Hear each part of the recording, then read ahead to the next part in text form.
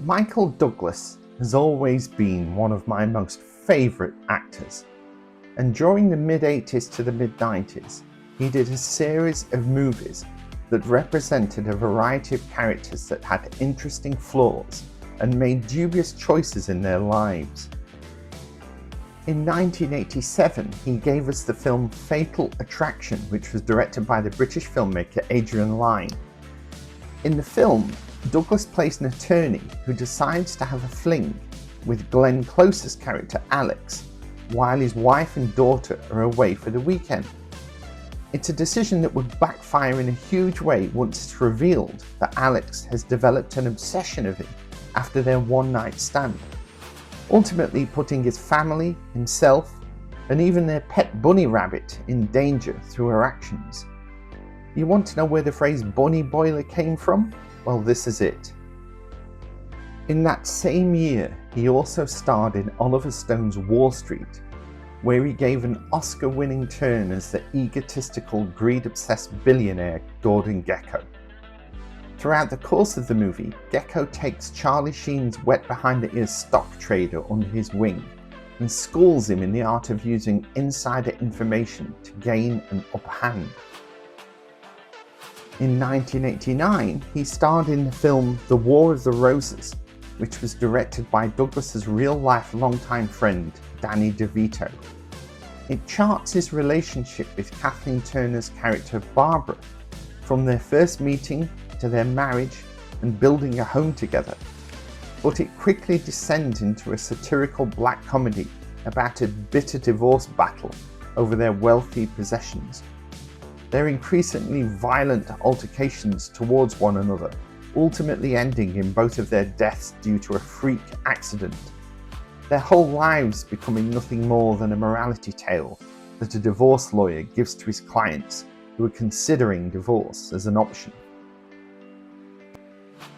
3 years later, in 1992, Douglas starred in Paul Verhoeven's Basic Instinct, where he portrayed the cop Nick Curran, who ends up getting romantically involved with Sharon Stone's character Catherine Trammell, who just happens to be the prime suspect in a multiple murder case.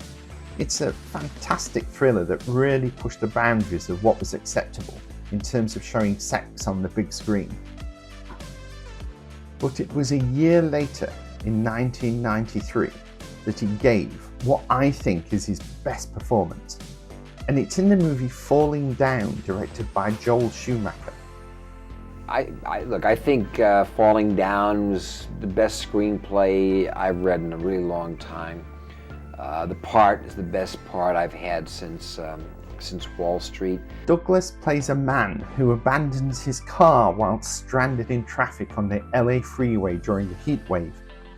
During the course of the next 8 hours, he sets out on foot, making the long journey to his ex-wife's house in Venice Beach for his daughter's birthday. It's a journey that will cause increasing amounts of mayhem along the way, all as a result of his interactions with the various characters and situations that he encounters. But the thing I find utterly fascinating about Falling Down and the character that Douglas portrays is that he is such an unusual character to have as the centerpiece of a Hollywood movie. As a man suddenly at war with the world around him, his actions throughout the film can evoke a whole range of emotions from the viewer, from being utterly repulsed by some of the things that he does, to being in agreement. You may even find some of the things he does funny. The film acts as a kind of internal moral barometer for the viewer, making them either agree or disagree with his character, thus making him a protagonist or an antagonist, depending on your own personal beliefs and where you are with your own place in life at that moment in time. For this deep dive, rather than give an overview of the whole film like I would normally do, I thought it would be interesting to focus solely on the character that Douglas plays and look at the key parts of his journey throughout the film and some of his actions in more detail.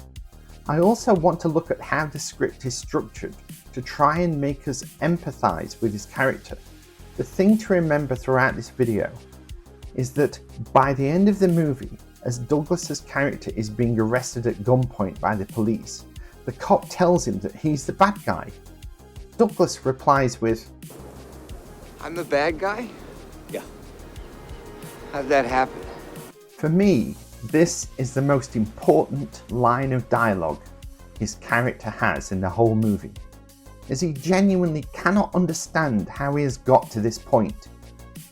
In his mind, he has only been reacting to how people have been treating him and the unfairness of the world around him, whilst all along being driven by his love for his family. So in Falling Down, Michael Douglas plays William Foster, an average white-collar working stiff who we see at the beginning of the film sat in his car in heavy traffic during a heat wave in Los Angeles. I should point out that we don't really learn his real name until later in the movie, but he has the nickname D-FENS from the detective who will eventually be tracking him throughout the film. It's the detective who sees it written on the registration plate of his car as he helps a police officer remove it from the blocked freeway. D-FENS! As the opening credits roll, we watch as D-FENS gets increasingly agitated by various factors. Being stuck in traffic, the stifling heat, hassled by flies buzzing around in his car, a broken aircon, kids pulling faces at him from a school bus. His tension builds to the point of almost having a panic attack, and he makes the brash decision to abandon his car and set off on foot, carrying nothing but his briefcase. Now for me, this is a very telling moment. We all know that a car can be the second most valuable thing we can buy in our lives after a house. It can be a pretty sizable investment, and for D-FENS to just leave his car in traffic in this way immediately shows us that he is not having a normal morning, or is probably not being himself for some time. He's also walking away with no thought or care as to the chaos that simply abandoning his car in static traffic will cause. I think this moment is the single biggest clue the movie gives us that his character is already suffering with mental health issues, and the movie is only a few minutes in. Fun fact, the driver parked behind D-FENS in the traffic, who yells at him as he walks away, is in fact the movie's writer, Ebby Rose Smith.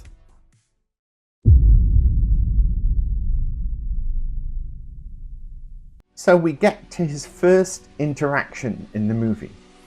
He simply needs change for the payphone and goes into a store holding a $1 bill, but he's told by the Korean storekeeper that he won't give change and he must buy something instead.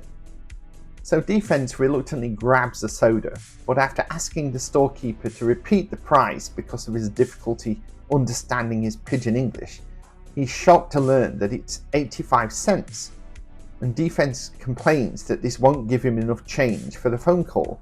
An interesting side note is that a can of soda in 1993 was usually priced between 50 and 70 cents. So watching this movie back when it was first released, audiences would have realised that this was indeed an expensive can of Coke.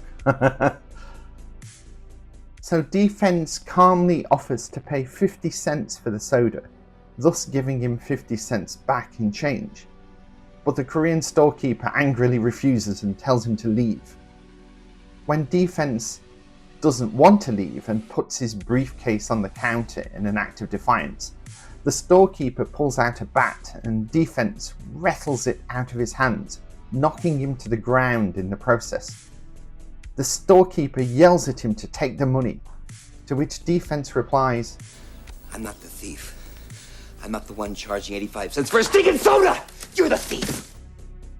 Frustrated by the fact that the storekeeper has pulled a baseball bat on him, D-FENS smashes up some shelves in the store in an act of rage, and in doing so he convinces the storekeeper to roll back the prices of some of his products, thus coercing him into charging only 50 cents for the can of soda, at which point D-FENS agrees to the purchase. carefully places the $1 bill in the till, carefully removes 50 cents in change to prove that he's not fleecing him and he's not stealing all the money. He then leaves the shop quietly and calmly, and as he's walking out, he casually quips, It's been a pleasure frequenting your establishment. In summary, of course D-FENS is breaking the law by smashing up the store, and has committed assault by forcibly removing the bat from the storekeeper's hands. But the script tries to justify at least some of his actions by having the store owner be mildly belligerent from the very beginning by not assisting with the simple act of swapping his dollar bill for loose change, instead forcing D-FENS to make a transaction that he doesn't really want. And it also tries to win back audience favour from D-FENS' outburst of violence by having him actually pay for the soda, albeit at a reduced price brought on by his threatening behaviour, so that he's not fundamentally committing theft. The quip as he leaves the store gives us a brief moment of levity, allowing the audience to chuckle at what could have been an otherwise uncomfortable situation.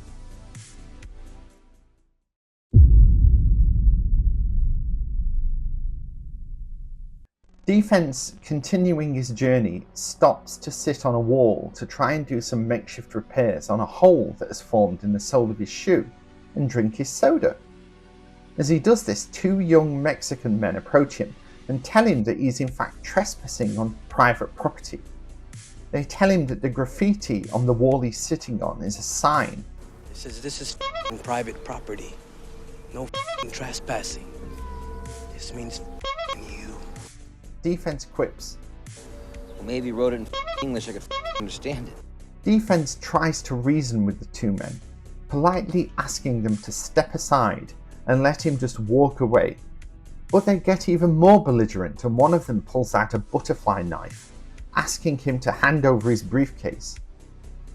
D-FENS retaliates and fends them off with the bat, which he throws at one of them as they run away.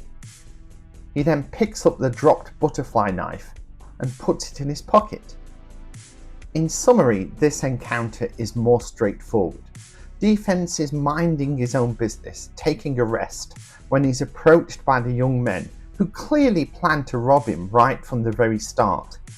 They are the ones invading his space and being belligerent. D-FENS calmly tries to defuse the situation and asks them to allow him to walk away, but when they refuse, he has to resort to violence and fend them off. So really, his actions here are purely in self-defense. Fun fact, we learn later in the movie that D-FENS's briefcase contains nothing more than a simple packed lunch of a couple of sandwiches and an apple. So he could have happily handed over the briefcase to the two Mexicans, as there was nothing of value inside.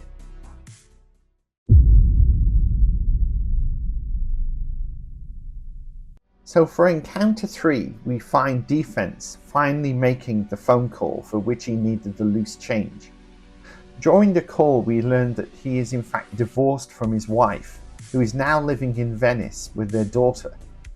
He's explaining that he wants to come home to see his daughter on her birthday, but his ex-wife flatly refuses, saying he's no longer welcome and it's no longer his home.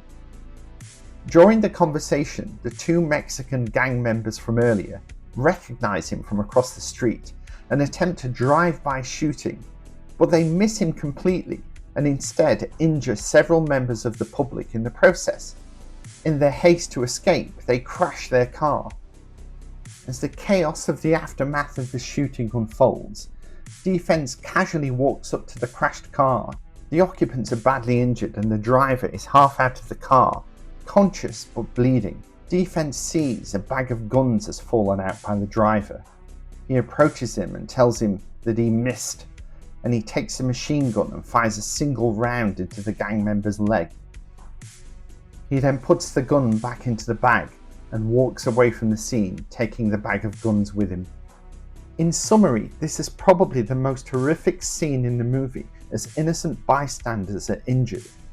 D-FENS firing a single round into the gang member's leg could be, in D-FENS's mind, an eye for an eye piece of justice, and also incapacitating him further for when the police do eventually arrive.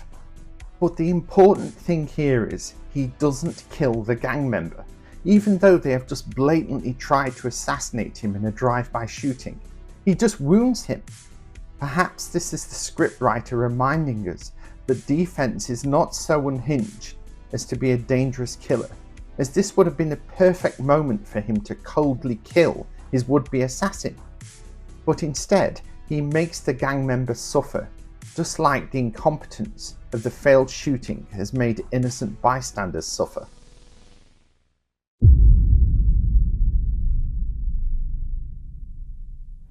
This is probably my most favourite scene in the entire movie. D-FENS walks into a fictional whammy burger fast food joint, carrying his bag of guns, to order some breakfast. The assistant explains that they stopped serving breakfast and are now on the lunch menu.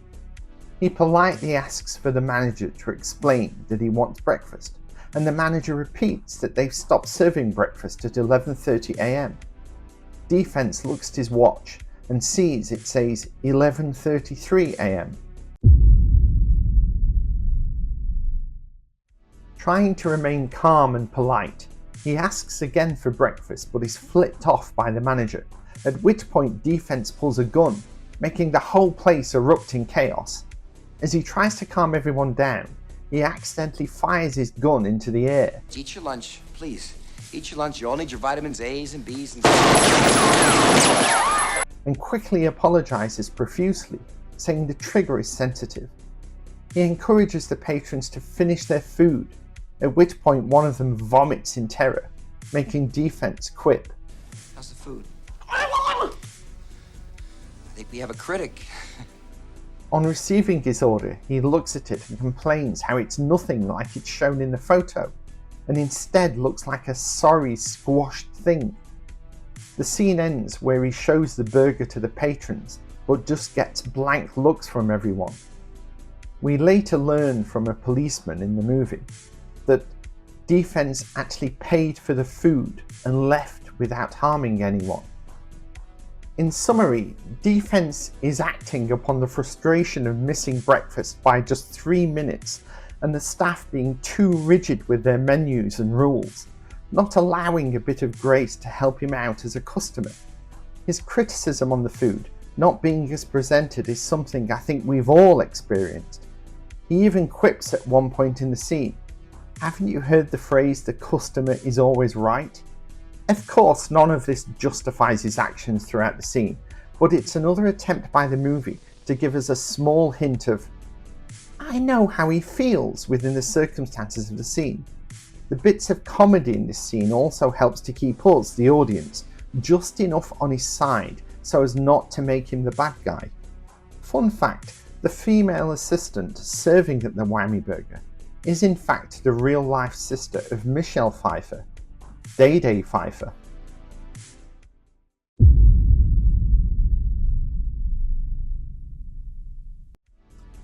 D-FENS's next encounter is his most disturbing, and the result of which will drastically change the course of his fate as we near the end of the film. Increasingly frustrated by the hole in his shoe, D-FENS enters an army surplus store for some new footwear. The proprietor recognises him instantly from his description he has heard by listening in on the police radio. When the police arrive to ask routine questions in the neighbourhood, he helps hide D-FENS in one of the changing booths. After speaking to the police, he then shuts up the shop and takes D-FENS into the back to show him his collection of World War II paraphernalia, including a gas canister that was used in concentration camps. He then produces a portable missile launcher, which he offers to D-FENS as a gift. He explains how he heard of his escapades in the Whammy Burger, and how he agrees with what he's been trying to achieve, and that they are the same. D-FENS replies coldly, We are not the same. I'm an American. You're a sick asshole. The shop owner then asks what kind of vigilante is he? D-FENS tells him he's not a vigilante, and he's just trying to get home for his daughter's birthday. This enrages the store owner, who demands he takes the rocket. then decides he'll cuff him and turn him into the police after all. D-FENS fights back, stabbing him in the shoulder with the butterfly knife he took from the gang members earlier. He then picks up the gun dropped by the storekeeper and shoots him multiple times, killing him. In summary, D-FENS is now an out-and-out murderer. To try and keep the audience on the side of D-FENS at this stage, the script paints the shop owner as a horrible neo-Nazi. When he first speaks to D-FENS, he points out his disgust at two homosexual men in his store, who he berates and eventually drives out of the shop. When questioned by the police officer, he mocks her sexuality in a very misogynistic manner. His fascination by the canister of used Zyklon B gas is both gruesome and terrifying, further focusing the audience on the monstrosity of his character. But D-FENS has now committed first-degree murder as a result of this encounter. Both us, the audience, and D-FENS know that he has passed a point of no return, and he even makes it clear to a phone call he gives to his ex-wife immediately after the killing. If he is not killed by the police at the end of the movie, he will be arrested and face a death sentence for his crimes. From this moment on, his character has fundamentally changed. This is further personified by his change of clothes, giving him a more militaristic look brought on by being in the army surplus store. The script will give us 2 more encounters before the end to try and hold on to the last vestiges of D-FENS being any kind of a protagonist. Both encounters are ambivalent in their circumstances, and both are injected with a dose of dark humour.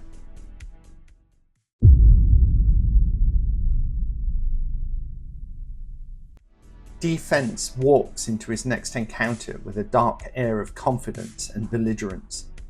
As he approaches some roadworks, he casually punches out a driver who is angrily accusing a female driver for cutting him off. He then approaches the fenced-off area of the roadworks and asks the road worker what he's doing to the street. The worker replies condescendingly, "We're fixing it! What the hell does it look like?" D-FENS argues there's nothing wrong with the street and that the roadworks are just a show to spend any remaining budgets so that they are allocated the same next year. A quick flash of his holstered gun gets the road worker to admit that there's actually nothing wrong with the street, at which point D-FENS pulls out a rocket launcher from earlier and attempts to get it ready. A boy approaches on a bicycle and asks him what movie they're making, thinking it's all a movie set. The kid even helps him fire the launcher, which he does accidentally, shooting the projectile down an open sewage pipe. Must have been a dud or something like that.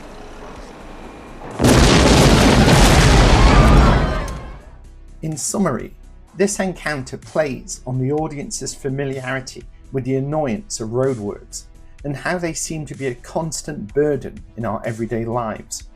How many times have we driven past road cones, certainly in the UK, only to realise there are no workers to be seen anywhere?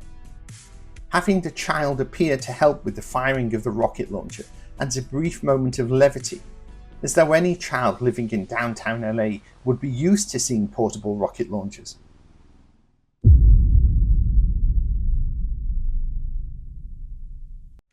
As D-FENS gets ever closer to his ex-wife's house, he decides to take a shortcut through a picturesque golf course by climbing a perimeter fence, completely ignoring the private property and no trespassing signs. He's immediately spotted by 2 elderly golfers, and one of them shouts to ask him what he's doing, to which D-FENS casually replies he's just passing through.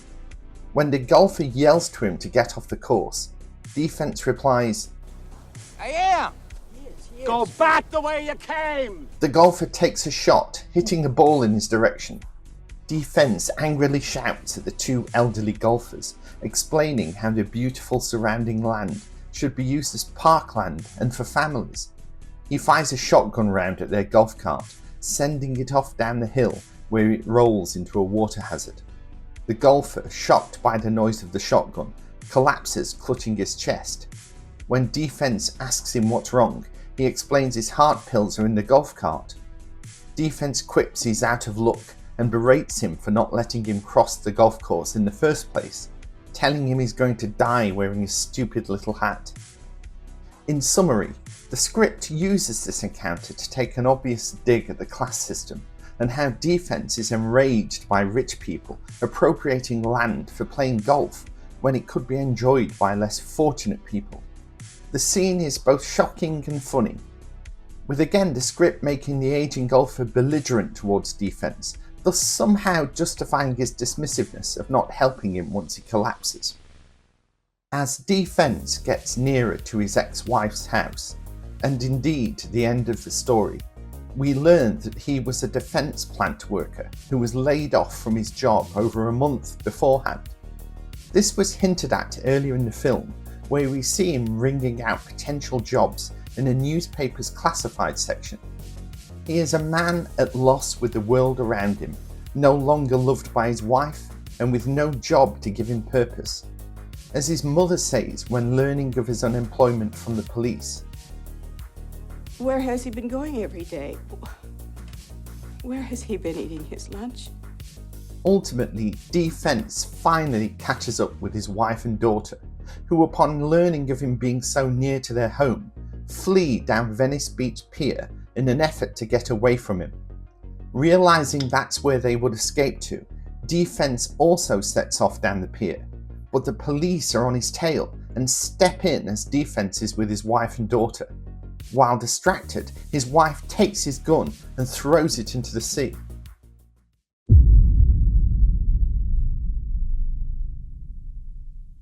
So we finally get to the line of dialogue that I pointed out at the very beginning of this video. The arresting officer explains to D-FENS that he's the bad guy and surmises he would have ended up killing his wife and child before turning the gun on himself. D-FENS makes the decision to stand off against the officer, claiming he has another gun. He explains that he doesn't want to see his daughter grow up whilst behind bars, but if the officer shoots him, his little girl can get the insurance. He reaches for his gun and is shot by the officer. We learn that the gun was just a toy water pistol, which we saw his daughter play with near the beginning of the film. And so ends the story of William Foster, aka D-FENS. There are other threads of storyline throughout the movie that I've not talked about here, such as Robert Duvall's detective character, Prendergast, who just so happens to be on his last day on the force before retirement. It's a gripping and incredibly well-structured film that I would highly recommend if you've never seen it. But ultimately, the question remains, was D-FENS an antagonist or a protagonist? A bad guy or a good guy? Ask yourself that question when you next watch this movie. Depending on your mood when you do watch it, you may just surprise yourself with your answer.